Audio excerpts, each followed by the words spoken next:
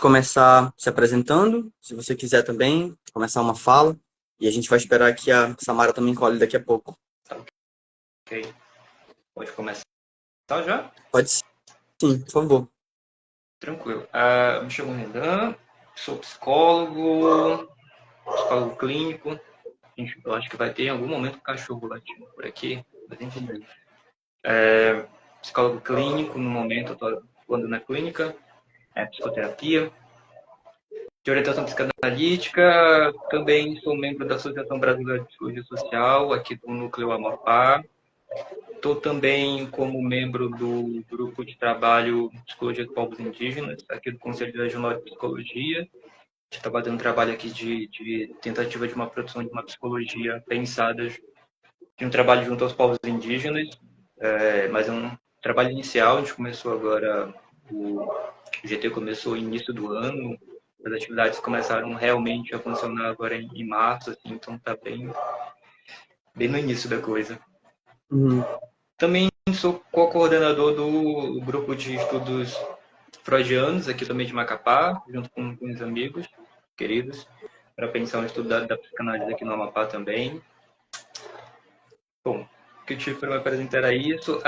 Eu achei muito interessante o filme, o Carvalho tinha me falado, gostei muito da proposta e eu, durante a graduação, estagiei no Tribunal de Justiça por 2 anos. E acho que foi a experiência mais profunda que eu tive dentro da minha atuação em psicologia, assim, de trabalho. No sentido de ver o que é que eu encontrava dentro da graduação, o que é que eu encontrava, o que é que eu não encontrava, né, de experiências, assim. E a primeira coisa mais marcante, assim, para falar da minha parte, assim, de psicólogo, e aí em relação ao filme, que é uma coisa interessante, é que o filme é sobre a condição das mulheres dentro do sistema penitenciário, né, do Brasil. E nesse caso lá do Rio Grande do Sul. E a primeira coisa que acontece é que toda a atuação, de modo geral, assim, dentro da saúde é pensada com muita frequência, até por conta do quantitativo da população prisional, para os homens, assim. Então, por exemplo, a minha atuação dentro do Tribunal de Justiça, lotado na vara de execução penal, foi justamente com homens, exclusivamente com homens, e não com mulheres. E o contato que eu tive contato, na verdade, com a população prisional feminina durante estágio também, mas estágio vinculado à faculdade. Assim. É aí que eu tive acesso à penitenciária feminina. E eu achei curioso que o que eu tive acesso lá, na penitenciária feminina, nesse estágio, muito curto, inclusive, é uma situação absurdamente similar ao que aconteceu, o que eu vi no documentário lá no Rio Grande do Sul. Então, você falou que são temas que são universais, realmente, assim, são situações, condições, apesar da distância geográfica e do Amapá estar aqui dentro da Amazônia. A gente tem situações, condições muito específicas relacionadas, por exemplo, principalmente a questões raciais. Muito do que eu vi lá também eu encontrei dentro do IAPEN, aqui no Amapá, assim. Especialmente, e acho que é o tema que mais passa pela experiência das mulheres dentro do sistema prisional, que é a experiência do abandono. Assim. De todas as mulheres que estavam lá, a grande maioria delas passaram por isso de alguma forma, né? Abandono familiar.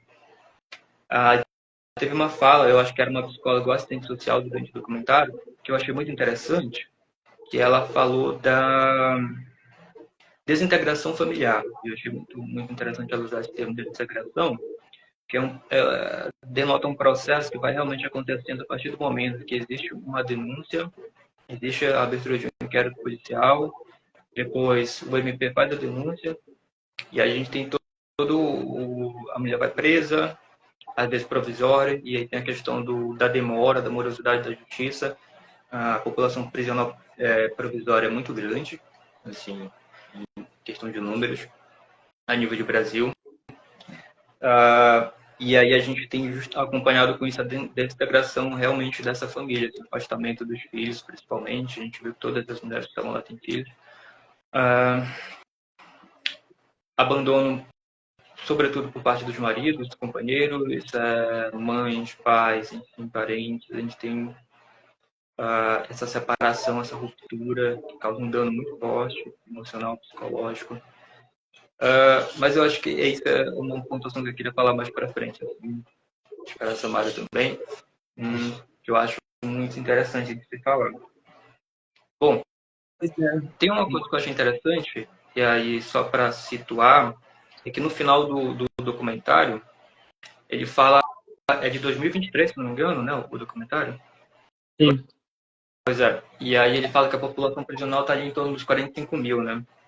E aí, segundo os dados da, da Senapen, Secretaria Nacional de Políticas Penais, e aí por meio lá do sistema do Departamento Penitenciário, eles fazem levantamentos semestrais, né? Então, tem 12 levantamentos por ano ali para quantitativo de população prisional, dados específicos como relacionados a gênero, racialidades, enfim, deficiências, enfim.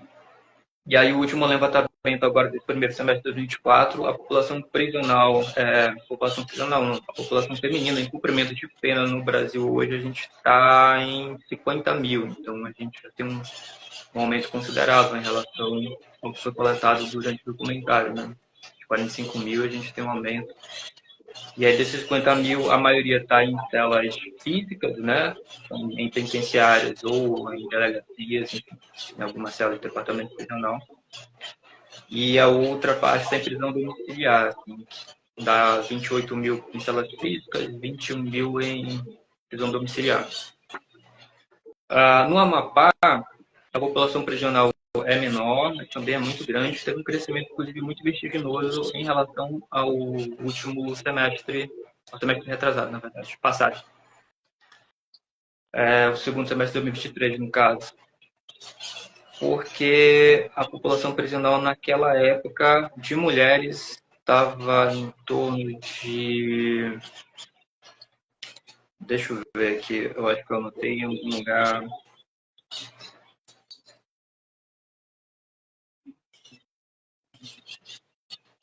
No Amapá. Tá, a população atual está em 348 mulheres.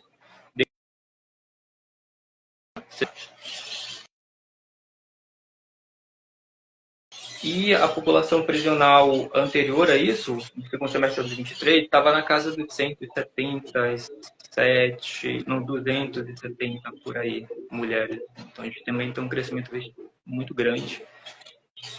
E é um crescimento que está sendo acentuado porque durante o período de pandemia esse número era menor. Assim. Chegava a um pouco mais de 100 mulheres em cumprimento de pena. Então tem um crescimento vertiginoso, assim, que dá para perceber durante esses 3 últimos levantamentos, na verdade, que está em crescimento. E é uma coisa assim, que a gente tem que se atentar. É um número crescente de mulheres sendo ou encarceradas ou em cumprimento de algum tipo de pena.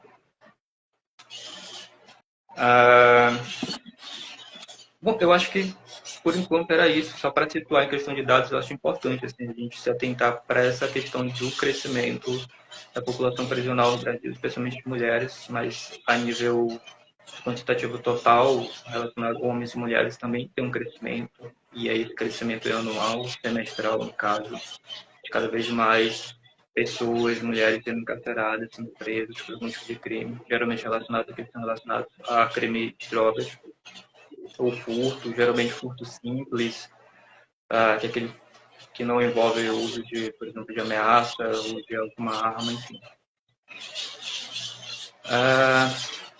Bom, por enquanto era isso. Obrigado Só para pelas falas. situar, Eu acho que esses para a gente dados começar o debate. são importantes justamente porque eles revelam muito, né, dessa necessidade de também discutir essas coisas para fora desses espaços, assim, pensar em abordagens que se foquem tanto nesse judiciário, que é o principal responsável por essas violências que acabam sendo de todo modo para com essas mulheres, mas principalmente com foco, eu acho que dentro da psicologia, né, por isso que a gente pensou também em fazer essa abordagem hoje, nesse sentido, para pensar também essa consequência, no caso. A gente está aqui tendo um probleminha em aceitar a Rabelo. Ela está tentando entrar há algum tempo. Eu estou comunicando aqui com ela. Só um minutinho. Tranquilo. Mas eu concordo contigo. E aí, inclusive, enfim, mais pra frente a gente vai falar sobre isso, mas na minutazinha que me entregaram sobre o filme, inclusive, vai fazer questionamento sobre a questão das políticas públicas. e é uma coisa que eu quero falar mais para frente também, porque a gente tem políticas públicas pensadas especificamente para esse público, tanto para mulheres quanto as pessoas que estão privadas de liberdade. Assim, eu acho importante pontuar que são políticas que, em termos de estrutura de organização e de pensar a atenção, especialmente dentro do campo da saúde, ela tem uma abrangência muito grande, ela pensa para além da questão simplesmente da saúde, no caso de adoecimento mental, mas para a produção de cidadania mesmo. E aí, e o questionamento que eu vi lá na minutazinha é justamente questionar então por que está acontecendo para essas políticas não estarem funcionando. Mas enfim, é uma coisa que a gente acha importante pontuar mais para frente. É um direcionamento muito pontual, né? Tipo assim, acho que falar de política pública é falar muito sobre as responsabilidades e os caminhos que vão ser traçados dentro desses planos, mas até chegar a uma política pública dessa dentro de um presídio, por exemplo, eu queria muito que a Rabelo também entrasse justamente porque ela tem um foco também com o trabalho dentro do IAPEN, né? E é uma coisa que acho que é muito importante ressaltar dentro dessa pauta, assim, como que essa realidade se aloca no nosso estado também. Falar de dados, falar de problemáticas. Eu tô Sim, sim. E, enfim, e são políticas que precisam se adaptar à realidade de cada estado, de cada território, inclusive. Assim. E dentro das políticas, isso é previsto também, essa adaptação a essa realidade. E a gente vê que não é o que acontece e onde é que isso falha, em que momento, de que forma, enfim, são coisas importantes a se pensar. E aí eu fico focado na questão da política pública para não pensar de que não existe, porque é um discurso comum dizer assim, não existe política pública para isso, para aquilo, ou que o Brasil é carente de política pública. Mas, na verdade, a realidade é o contrário. Assim, a gente tem estrutura aí, em termos de políticas assim, muito grandes e que são pensadas para casos específicos e são elaboradas para tal e que realmente, mas na prática elas não chegam a quem deveria. E aí é importante o debate para pensar de que forma, onde é que isso falha e por que falha. E a gente já pode fazer uns apontamentos sobre isso. Se a gente for puxar para uma realidade do Amapá também, enfim. Eu estou dando uma estendida assim, né, para esperar a Samara. Enfim, mais tranquilo. Eu acho que você pode começar a desenvolver algo nesse sentido. Ela está Pode ser. acompanhando também a gente aqui enquanto a gente está trocando uma ideia, vendo qual é o problema do convite da live, né?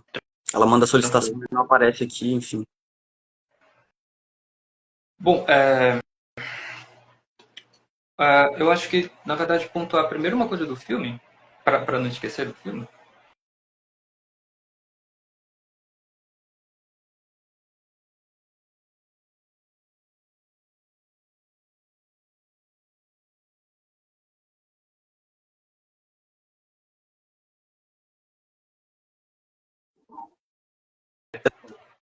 Uhum, Tranquilo? tranquilo. Tá.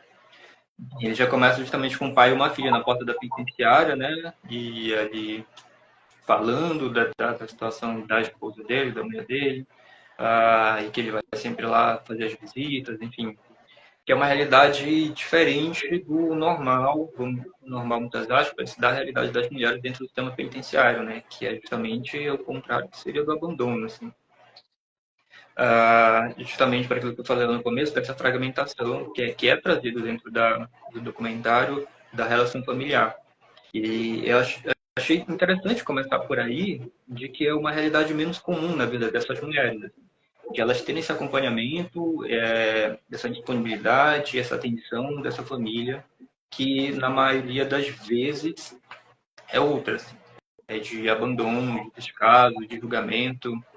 E aí outra coisa interessante que o documentário vai trazer de uma forma muito explícita e que se difere da realidade dos homens dentro do sistema penitenciário, fazendo um recorte de gênero, que os homens têm a condenação e é isso, vão passar por um julgamento social muito grande. Na situação das mulheres, a gente tem algo que antecede, inclusive, a própria condenação, que é um julgamento moral, assim, e que está para além da família, dentro da família, mas da comunidade que ela pertence, e que tira o chão, para falar assim, dessas mulheres antes mesmo de haver a condenação. Então, teve falas muito repetidas nesse sentido, de que a família abandonou porque passou a ser uma criminosa, e aí não era mais da família, não podia mais da família, não podia mais estar na presença da família. Então a gente tem um abandono, inclusive um abandono materno, um abandono paterno.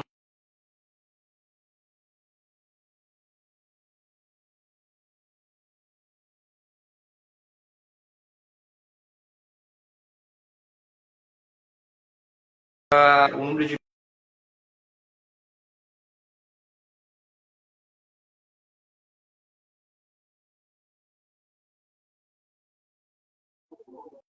de familiares de visita. A gente tem mulheres, a gente tem mães, pais, enfim, filhos visitando.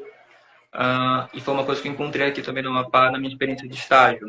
De todas essas mulheres que estavam lá, se não me falha a memória, duas recebiam visita familiar e eram visitas esporádicas, assim, sei lá, uma vez por mês, uma recebia visita uma vez ou a cada 6 meses, mas a maioria não recebia visita familiar, nem dos filhos, mesmo que a maioria delas tivessem filhos.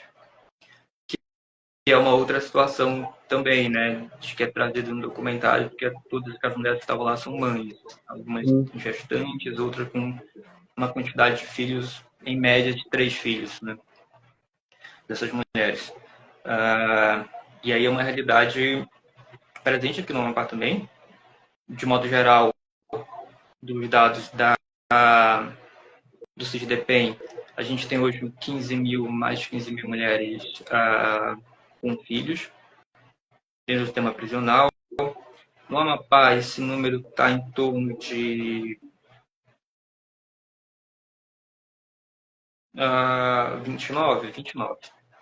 29 mulheres hoje no Amapá com filhos. Sendo que, pelo menos os dados que informam, hoje é que apenas uma tem um filho dentro do sistema prisional, cuidando, enfim, aleitamento. É uma coisa que é importante pontuar também que os dados do CISDEPEN não são necessariamente tão precisos, porque isso depende da alimentação, de quem está dentro do sistema penitenciário desses dados. É uma realidade que eu encontrei aqui junto com o IAPEN, de que nem todos os dados são alimentados da forma correta, ou são imprecisos, ou às vezes não são alimentados, o sistema de dados, então não é tão preciso quanto deveria. E é importante que seja preciso, especialmente para a Constituição e elaboração das políticas públicas, em termos de investimento, em termos de materiais, equipe, levantamento de equipe, enfim, coisa importante pontuar também. Dentro das universidades... Perdão, pode continuar. Tranquilo. Não, pode falar. Eu ia perguntar um pouco sobre essa abordagem, no caso, dentro desse contexto da universidade, você que vem da psicologia, e esse cuidado que existe em também procurar esses dados, em reforçar essas políticas, mas principalmente pensar como que essas abordagens também podem ser pensadas enquanto programas para dentro desses presídios. Existe hoje em dia essa catalogação ou esse respaldo dentro desses programas? Existe um pensamento de desenvolver isso lá dentro desses espaços também? Bom,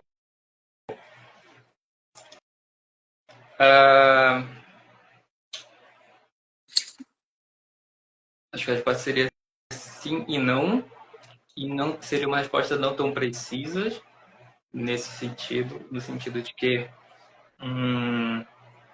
não tem informação de como é que está a situação da coleta de dados.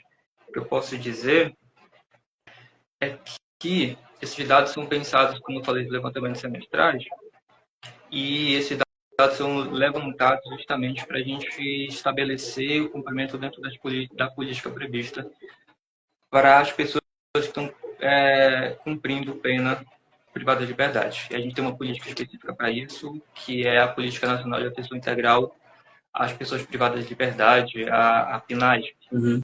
Essa é a principal política que a gente tem assim, dentro da questão das pessoas privadas de liberdade, para o tratamento de atenção à saúde dessas pessoas. Assim. E essa política engloba as pessoas tanto que estão privadas de liberdade, quanto que estão em domiciliar, quanto as que estão domiciliar com ou sem monitoramento eletrônico, homens, mulheres, enfim, de modo geral. E aí a gente tem políticas mais específicas mais específica, na verdade, para a população feminina, que é a política de atenção integral, quer dizer, a política nacional de atenção integral à saúde da mulher. Essa é uma, dentro da área da saúde. E a segunda é a Política Nacional de Atenção às Mulheres Privadas de Liberdade e Egressa do Sistema Prisional, que é a PNAMP. Eu falei 3 políticas que elas são as principais assim, para a gente pensar uma atuação dentro do sistema prisional. Uma voltada para a população geral, população prisional, uma que é a política de saúde integral de atenção à mulher, e ela engloba as mulheres que estão dentro do sistema prisional, e a última, que é mais específica, justamente para as mulheres que estão privadas de liberdade, que são egressas. Essas políticas, elas se encontram de maneira transversal, junto com a Política Nacional de Humanização também, já que todas essas políticas são pensadas para promover a humanização do atendimento, a prevenção, a promoção e a recuperação da saúde dessas mulheres que estão dentro do sistema prisional. E essas políticas se intercalam para pensar justamente a atenção integral dessas mulheres em diversos níveis de atenção, tanto na atenção básica, na média complexidade e na alta complexidade. Como é que isso é feito? Essas políticas dependem da adesão dos estados. Então, cada estado, cada unidade federativa precisa aderir a essas políticas para que elas sejam começar a receber investimento federal e para que as equipes comecem a trabalhar dentro dos diversos serviços e dentro do sistema prisional e começar a organizar protocolos de atuação, de atenção e de verificação da necessidade de saúde dessas mulheres. Mas tudo isso depende justamente da adesão dos estados, uma adesão voluntária. E aí, a título de exemplo, não sei como é que está agora, mas até a época do momento em que eu atuava dentro do Tribunal de Justiça, o estado do Amapá ainda não tinha aderido à Política Nacional de Atenção Integral à Saúde das Pessoas Privadas de Liberdade, que é a política mais geral, a principal. E essa política é importante para que a gente tenha equipes específicas de atenção a essas pessoas, e essa política também prevê que os dispositivos da saúde no sistema prisional estejam vinculados à rede de atenção à saúde, que é a RAIS, ou seja, que elas passam a ser vinculadas ao SUS. Então, para isso, a gente tem teria uma atuação integrada do SUS dentro desse sistema penitenciário, no caso aqui o IAPEN. E aí, como eu falei, não sei como é que está a situação agora em termos de adesão e de infraestrutura e de trabalho dentro em termos de saúde, atenção à saúde da população agora. Houve uma movimentação no ano passado, especialmente no campo da saúde mental, por meio aqui da Secretaria do Estado da Saúde Mental, para pensar ali como é que está a situação das pessoas específicas com transtorno mental, com suspeita de transtorno mental, para tratamento aqui dentro da rede de atenção psicossocial, que é a RAPS, no estado. Enfim, e isso foi bem a época de uma política muito importante dentro do Tribunal de Justiça. Eu estou falando de muitas políticas porque, como eu falei, é importante falar e também porque elas se encontram, assim.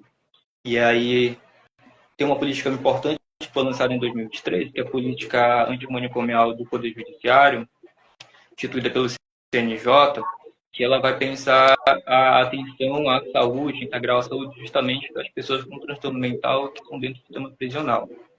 E aí eu estou falando dela porque ela é pensada para toda pessoa com transtorno mental que está dentro do sistema prisional, e a gente viu no documentário que a gente tem uma questão emocional muito forte, de abandono, de quadros depressivos, ansiosos. Tinha uma detenta que fala que ela só consegue dormir se ela tomar remédio, ela fala que ela toma remédio, dorme dopada. Uma das primeiras que foram no documentário era uma pessoa que fez uso problemático de drogas desde a adolescência. Uma começou a fazer uso com o pai, né? Então a questão da droga está muito presente, antes, durante e depois do encarceramento. Bom, e aí essa política do CNJ vai pensar justamente essa população que tem um diagnóstico ali de transtorno mental, seja frequente uso de drogas, enfim, outros transtornos, para pensar uma atuação justamente das equipes de saúde dentro desse sistema, para que elas consigam receber atenção integral.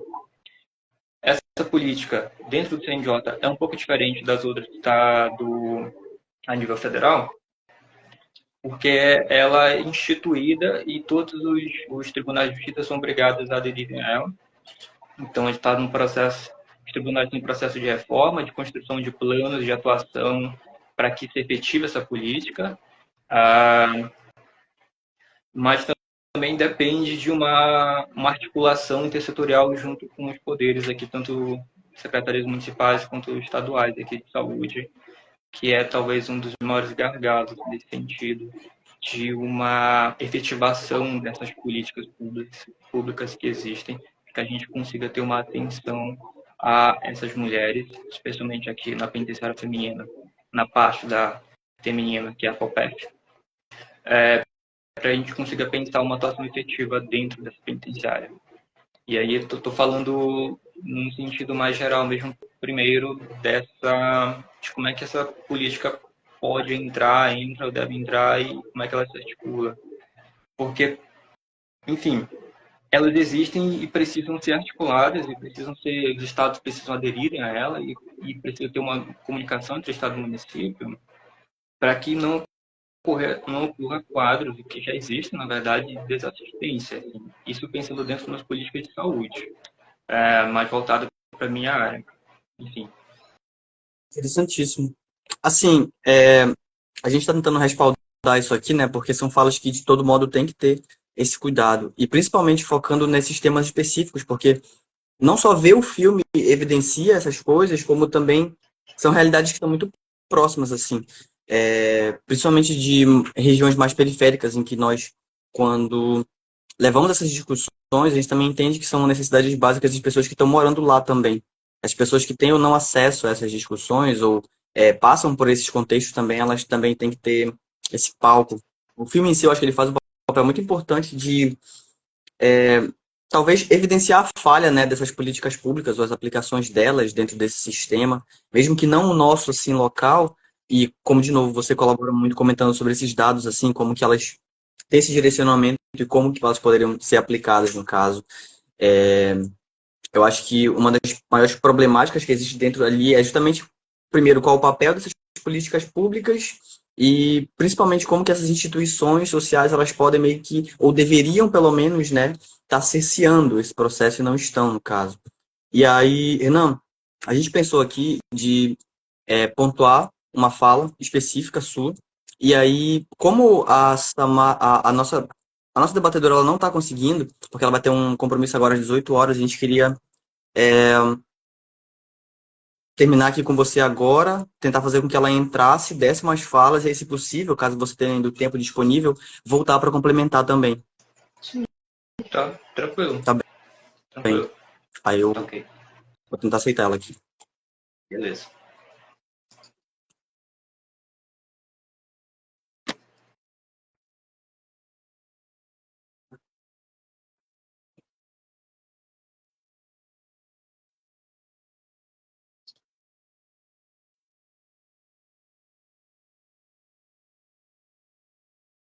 Hello.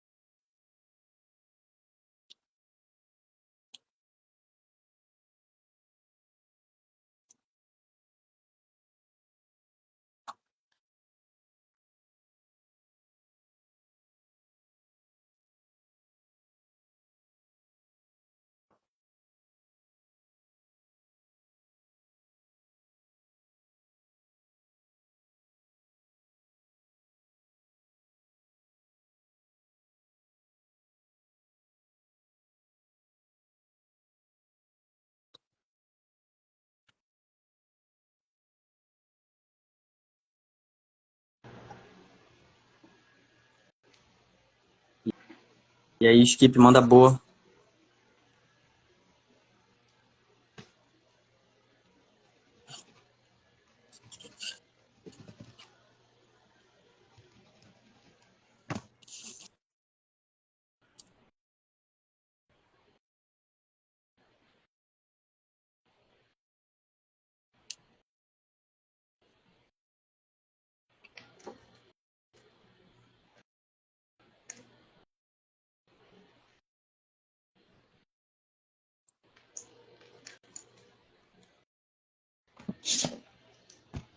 E aí, cara?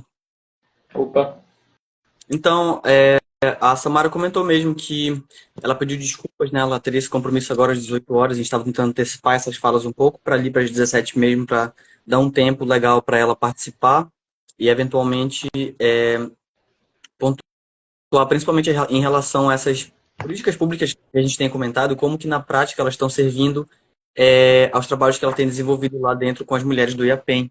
E aí acabou que passou muito tempo, a gente teve essas dificuldades. Ela comentou que ela não seria possível mais entrar, mas ela apontou algumas coisas aqui, principalmente com foco nisso, né? Alguém aqui nos comentários jogou assim, como é que faz essas políticas públicas, no caso? Se você quiser dar um norte para a gente dentro dessa discussão, com base no que você tinha também pensado para dialogar com a Samara, seria super legal que a gente se reunisse uma segunda vez também mais para frente, para inclusive dar essa oportunidade para ela também compartilhar essas falas. E aí, caso fosse possível, você colaborar com a gente nesse sentido agora. tranquilo para mim, tranquilo.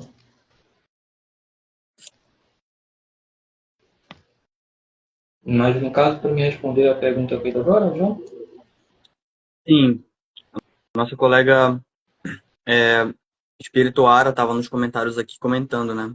Quando o sistema recebe essas informações e como é que faz essas políticas, no caso. Acho que a dúvida dela era mais na prática mesmo.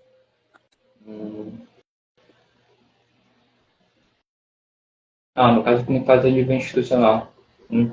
Sim. Ah, tem uma situação interessante da política nacional de atenção à mulher, que é a política dentro do sistema de saúde do SUS. Ah, eu acho que é um bom exemplo, que foi ela elaborada em 2004, é uma política que foi pensada em 2004, e ela tem ciclos, só vai me fugir quantos anos elas são elaboradas, são ciclos de 4 anos, se eu não me engano, enfim, que foi elaborado todo um projeto de como é que vai ocorrer essa política, questões orçamentárias, enfim, e de aplicação.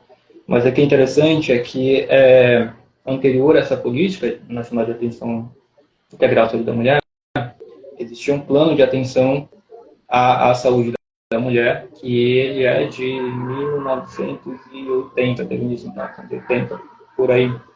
Ah, ele é pensado justamente dentro da articulação, dentro das conferências, dentro de grupos de trabalho, e para pensar como é que está a situação, são planos de avaliação das condições de saúde da mulher dentro a nível nacional, e a partir dessa elaboração de relatórios dentro desses encontros, a gente tem a articulação de propostas, de ideias, que aí vai ser, culminou nesse caso da política de atenção integral, na política nacional. E aí, outra coisa, outro exemplo que eu acho interessante, que é a política antimanicomial, que eu falei dentro do Poder Judiciário, que ela foi pensada dentro de grupos de trabalho durante alguns anos para pensar, avaliar como é que estava a situação dentro das pessoas com transtorno mental dentro do sistema penitenciário, situação, condições de saúde relacionadas à saúde, a inserção, desinstitucionalização.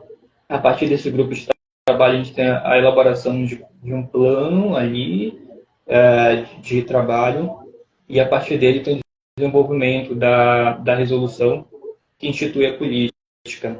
Após a instituição dessa política, a gente tem a elaboração de planos em todos os tribunais, e esses planos vão ser pensados justamente para trabalhar a realidade de cada sistema penitenciário, cada penitenciário dos estados, das penitenciárias dos estados, dos serviços da atenção, de como é que isso está sendo feito, o que é que falta, o que é que não falta, e o que é que vai ser preciso adaptar E isso é muito importante, esses trabalhos locais, que é para pensar de adaptar essas políticas que vêm para a realidade local. A gente vai pensar na realidade do Amapá, por exemplo, da questão racial, que é muito forte, e a gente precisa levar em conta, e de que aqui, por exemplo, também é uma área com uma alta quantidade da população indígena.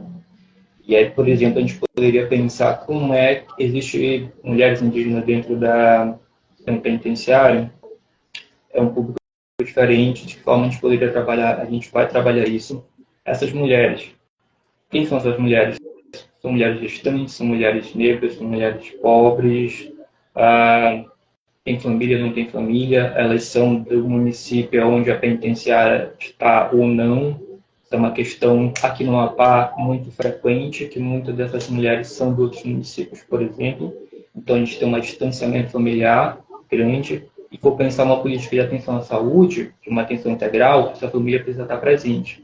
E como o foco dessas políticas, por exemplo, é de uma reinserção social, a gente precisa pensar também em muitos casos, um fortalecimento desse vínculo ou, na verdade, reatar vínculos que estão rompidos por conta dessa situação de aprisionamento dessas mulheres, especialmente com os filhos. Né? A gente tem no documentário esse relato que é muito frequente desse distanciamento da separação dos filhos. Então, para pensar a política desse trabalho, precisa pensar justamente essas questões tão transversais, que se interligam, das condições dessa mulher e da relação dela com o que está fora, com a família, com a comunidade, com a escolaridade. A gente viu que a maioria dessas mulheres são de baixa escolaridade, mulheres pobres, e que o alto índice de incidência, inclusive, tem a ver não só com o julgamento moral que incide sobre essas mulheres, mas também por conta da baixa escolaridade e, a partir daí, de não conseguir, por exemplo, conseguir emprego. Teve relatos muito frequentes nesse sentido, e de como é que eu vou sustentar meus filhos, né? E teve uma que eu achei muito, muito forte, que foi justamente de ela foi presa porque estava tentando entrar com maconha dentro da penitenciária, mas porque o cara que estava lá dentro, né, falou que ia pagar o aluguel dela. Outra foi presa porque estava roubando, se eu não me engano, leite, uma madeira, alguma coisa do tipo, mas era alguma coisa para criança, no supermercado. Né? Então, assim, tem que fazer esses recortes e a elaboração parte justamente de trabalhos anteriores de avaliações. A gente tem dentro da saúde as conferências estaduais, municipais estaduais, e depois a gente tem a Nacional de Saúde, que também é um outro campo de discussão para a elaboração de propostas, e essas propostas também englobam vários campos, por exemplo, a atenção à saúde da mulher dentro do sistema penitenciário, e eu acho que é um exemplo interessante porque, por exemplo, dentro da pensar a atenção à saúde das mulheres aqui no Amapá, na última conferência, e aí que foi uma conferência que eu participei, da municipal e da estadual, o debate em saúde não se estendia, por exemplo, à população prisional. E é uma coisa interessante de se pensar, de que a gente está pensando nessas políticas, mas a nível, por exemplo, estadual, municipal, não chega dentro do debate, para pensar justamente a situação de saúde da população, para a gente pensar em propostas para levar a nível nacional, para que isso seja aprovado e para que se converta em investimentos, por exemplo, para cá, para o Amapá. Focalizado dessas abordagens específicas, né, que você está comentando também. Sim, e é um processo, eu diria que desgastante. Acho que a minha experiência dentro da conferência estadual aqui foi disso, de um desgaste muito grande, principalmente por uma questão que é comum, que é de interesses políticos envolvidos dentro das discussões, que não deveria, e atrapalha muito a elaboração de proposta, a atualização de propostas dessas políticas e desses trabalhos. Mas é desgastante e é um trabalho que demanda tempo também e de uma avaliação que também precisa de uma implicação dos profissionais que estão envolvidos dentro dessa atenção. Se for passar a pensar para dentro da psicologia, precisa que o profissional de psicologia esteja implicado criticamente nessa realidade para que ele consiga pensar como é que está essa situação e para que ele consiga atuar, porque o profissional de saúde, ele é um agente dentro do serviço de saúde e tem muita importância para ver, analisar, pensar essa realidade e propor. Então, a gente é preciso de uma atuação que consiga pensar essa realidade, consiga ver os problemas, que consiga levar isso a nível de discussão, precisa de uma participação. A gente tem fóruns aqui, tá voltando fórum aqui de saúde mental. É um espaço muito importante, por exemplo, para a gente discutir e pensar a nossa atuação, o que é que a gente pode fazer a nível de discussão e de elaboração de proposta. Assim, É onde começa, né, esse trabalho, assim, as ouvidorias, esses projetos aqui. A espirituária está perguntando também se todas as pessoas elas poderiam participar dessas reuniões, no caso. Elas são fechadas dentro de bolhas específicas, com especificações dentro daqueles grupos, como é que é? então, por pensar, por exemplo, eu acabei de falar do Fórum de Saúde Mental. O Fórum de Saúde Mental é pensado, na verdade, dentro da elaboração de todas as políticas, é pensado a participação social. Então, a sociedade ela tem um espaço muito grande e deve ter dentro da elaboração das políticas, das propostas. A gente tem a participação social a nível institucional, por exemplo, de associações, grupos, e há exemplo no campo da saúde mental, o MLA, que é o Movimento Nacional da Luta Antimanicomial. A gente tem esse movimento no Estado. Mas também pode ser você, pessoa da sociedade, que estiver interessado em ver como é que funciona, discutir, enfim, é aberto. No sentido de a população participar, mas a participação social é muito importante, ela está prevista dentro das políticas, todas essas que eu citei, tanto a política de atenção à mulher, a pessoa privada de liberdade, ou dentro da saúde.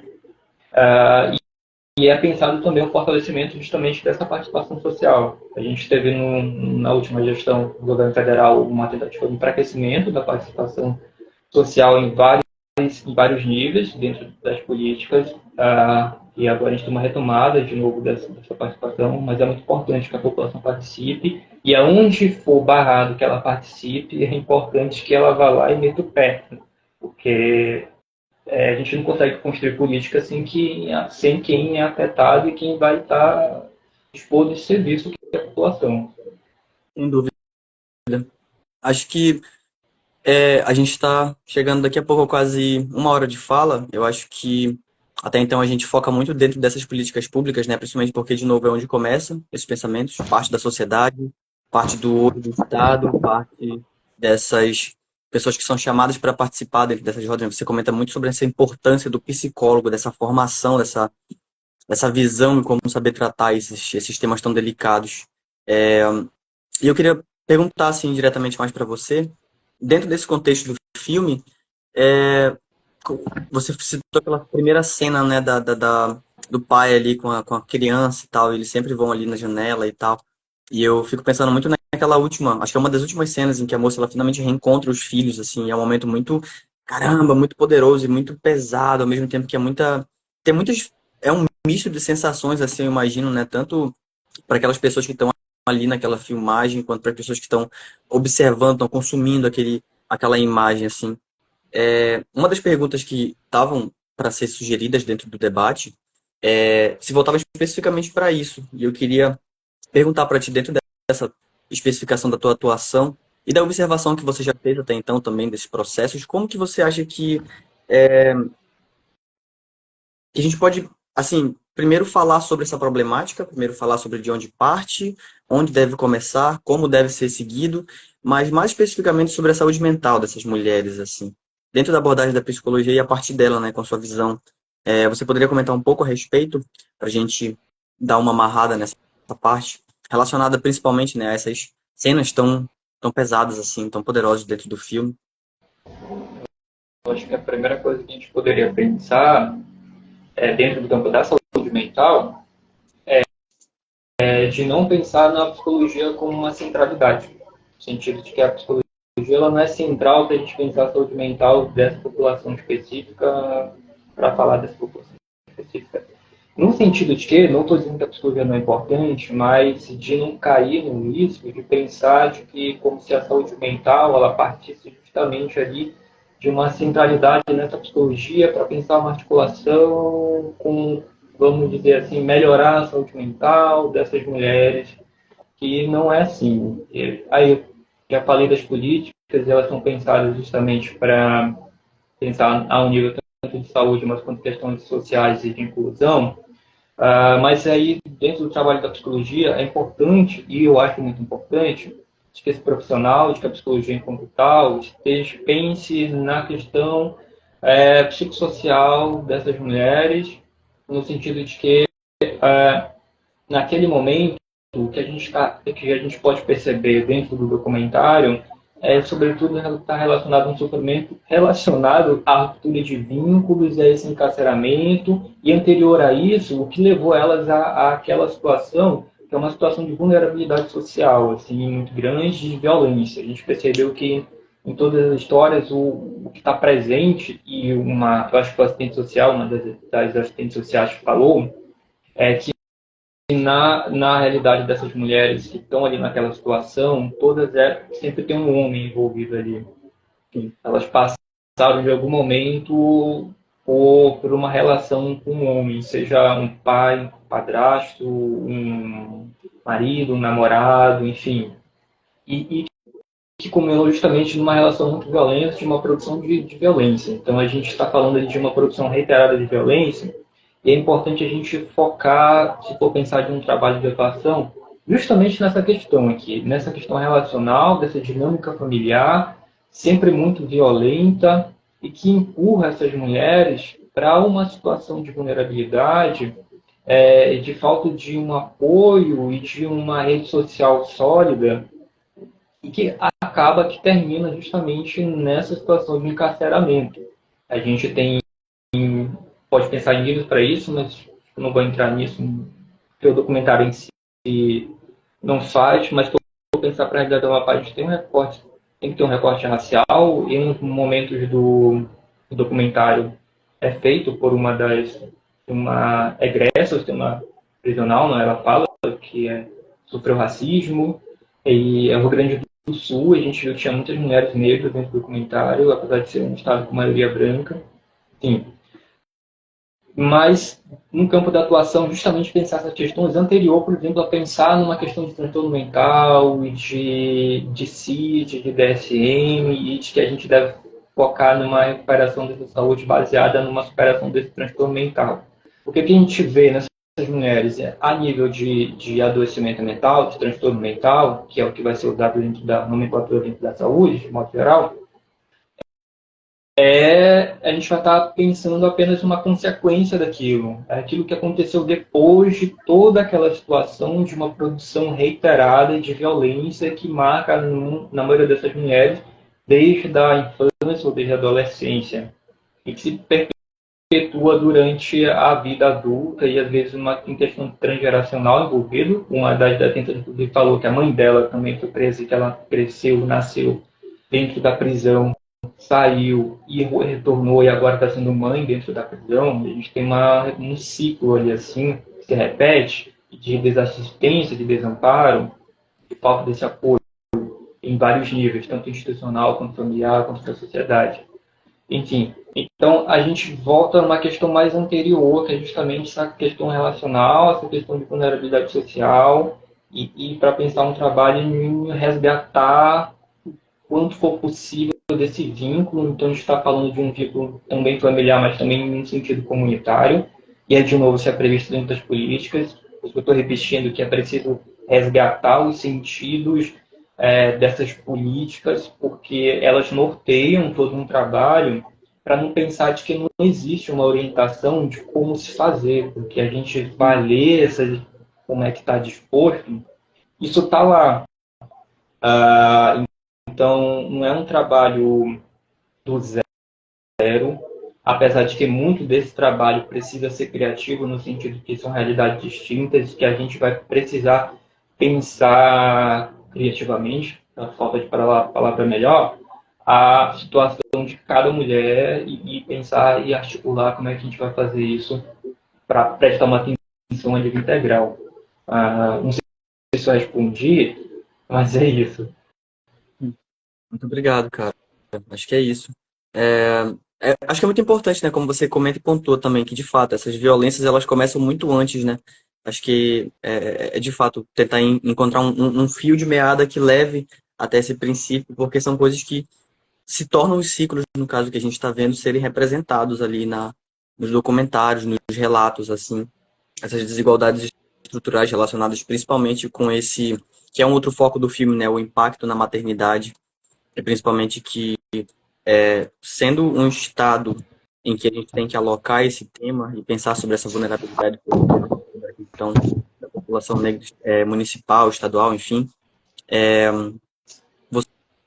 você, dentro desse trabalho, no caso, tem focado em pontos específicos dessa pauta? Você pretende, no futuro, também continuar desenvolvendo ou pensando dessa forma, encaminhar algumas coisas dentro do que você estava trabalhando? Porque você comentou da sua experiência recente, né? Mas teria alguns próximos passos também a respeito?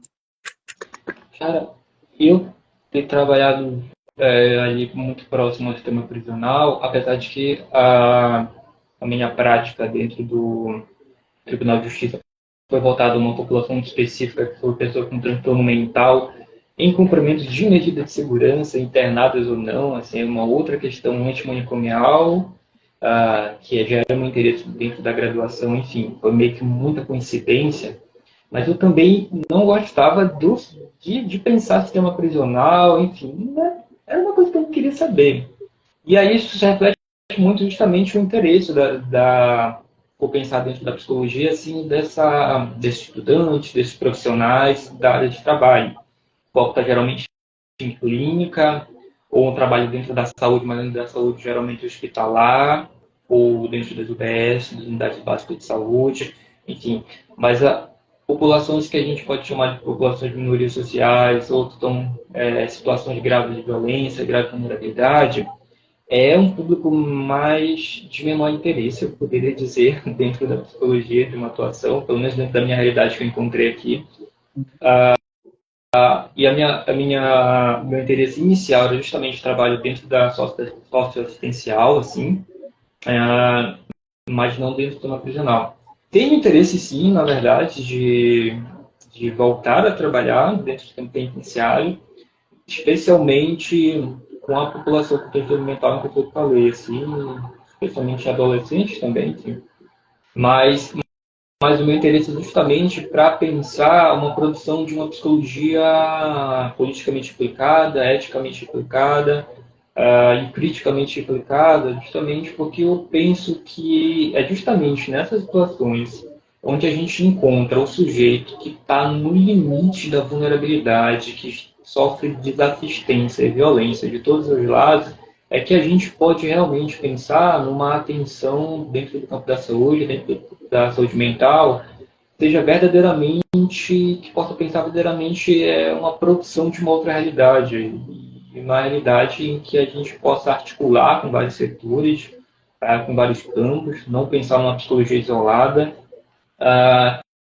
e que pense numa modificação dessas condições de saúde. Assim.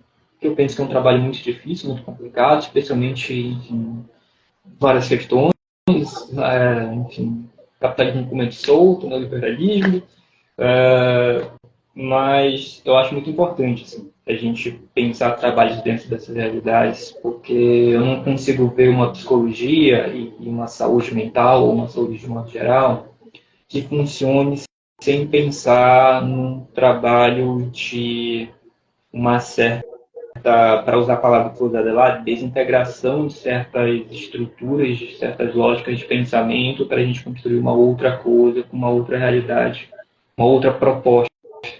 Enfim, é isso. Obrigado, Renan. Eu acho que é isso, né, cara? Essa relevância, na verdade, a relevância contemporânea dessa discussão é esse ponto, o que a gente falou, que você, na verdade, pontuou bastante, com muita ênfase dentro da necessidade dessas políticas públicas, no caso, principalmente essa urgência que tem que promover uma justiça social, seja para as pessoas que estão lá dentro, seja para pessoas que podem vir a passar por isso, porque o ciclo se repete e acho que a primeira coisa que a gente deveria fazer ou pensar é olhar, né, para essas realidades. Como você mesmo comentou, o interesse dentro dessa área que você achou ou que você não tinha anteriormente e como que isso acaba alterando ou não essa discussão por causa dessa necessidade de garantir esse respeito, mas principalmente garantir esse acesso, eu acho, dentro dessa pauta dos direitos humanos, mas dentro dos direitos fundamentais da vida, eu acho. Eu queria muito que Samara tivesse pontuado algumas coisas também, teria sido muito bacana ter ela. Agradeço muito mesmo também a sua participação. Eu queria sugerir também que a gente continuasse, na verdade, esse papo, porque eu acho que tem muita coisa para ser falada. E numa segunda live, você acha que você poderia participar também com a gente para pontuar essas questões? Sim, estou aberto, gosto muito de debater, de falar, enfim, acho importante ter espaços de discussão, de debate, para a gente pensar realidades, enfim, é só por aí que a gente consegue articular ideias, assim, estabelecer propostas e pensar a construção de atenção, de cidadania, de justiça social também. A gente precisa debater, precisa falar. Certo, por favor, vamos debater. Acho que é importante ressaltar agora numa fala final. Fique à vontade. Desculpa, eu não ouvi. Só pontuando também, caso você tenha algum interesse em fazer uma fala final, reforçar alguma coisa também, apresentar alguma coisa dentro desse projeto. Na verdade, eu queria finalizar, na verdade, uma coisa que eu acho muito comum, na verdade, na minha experiência, de o interesse ficar deixado em nichos, assim, por exemplo, muito específico, de que a gente está falando da situação, por exemplo, de mulheres encarceradas, e de, por exemplo, o interesse ser, por exemplo, dentro do campo profissional de mulheres, né? Menino, mas a gente viu que essa realidade dessas mulheres foi atravessada por uma relação com homens, assim, predominantemente, para não dizer a totalidade dessas relações. Então, assim, profissional, psicólogo, profissional da saúde, homem, precisa também estar pensando essa realidade, discutir e pensar criticamente a própria posição que ele ocupa dentro desses espaços, os espaços da atuação como profissional, enquanto recorte de gênero. Então é importante estar dentro dessas discussões para a gente pensar, porque fora daqui, fora do espaço profissional, mas também dentro, a questão do gênero do masculino é importante para pensar essa problemática e a atuação. Então, como é que a gente não vai se implicar nisso só porque não é o meu público? É problemático. Então, é importante debater. Isso. Acabou. Muito obrigado mesmo, cara. Acho que foram falas muito legais, assim. Quero continuar, a gente tem que expandir, na verdade, essa discussão, principalmente com esses programas que estão sendo ou não pensados agora, né? E a partir de agora também, para dentro desse sistema, principalmente com foco nessa discussão de gênero, nesse foco também de alocar esses temas aqui numa realidade que é muito específica nossa, falar sobre, na verdade, qualquer coisa que vem de fora, né? Falar sobre isso tem que ser alocado aqui em algum nível, tem que ser repensado, assim. Pessoas como você, pessoas como a Samara, pessoas como demais debatedores que a gente pode vir a ter também para trocar essa ideia, acho que são muito importantes justamente por isso, né? De novo, a gente tem que debater, a gente tem que discutir, a gente tem que pelo menos tentar apresentar algumas ideias que vão germinar frutos que a gente ainda não tem nem noção de como, quando ou onde, mas todos esses primeiros passos são muito importantes de serem dados e o Cine Pupunha e o projeto em si, Cinema Movimento, agradece muito também a sua participação por causa disso. Eu quero agradeço, muito obrigado pelo convite. É uma pena que a Samara não esteja aqui, é uma querida, eu queria ter visto ela, mas enfim. Muito obrigado pelo convite, gente. Agradeço de verdade. Tá certo. Sim, a gente quer muito, inclusive, quiçá, assim, juntar vocês e chamar mais umas pessoas fodas dentro da área da psico, só pra gente ver no que dá, sabe? A gente vai tentar muito trazer ela numa próxima live ou numa sessão presencial, e caso você também tenha o interesse em participar dessas sessões presenciais, essa, enfim, esse planejamento ele vai ser organizado aí pelas próximos dias e semanas. Muito obrigado de novo. Eu que agradeço. Valeu, gente. Valeu, meu amigo. Bom.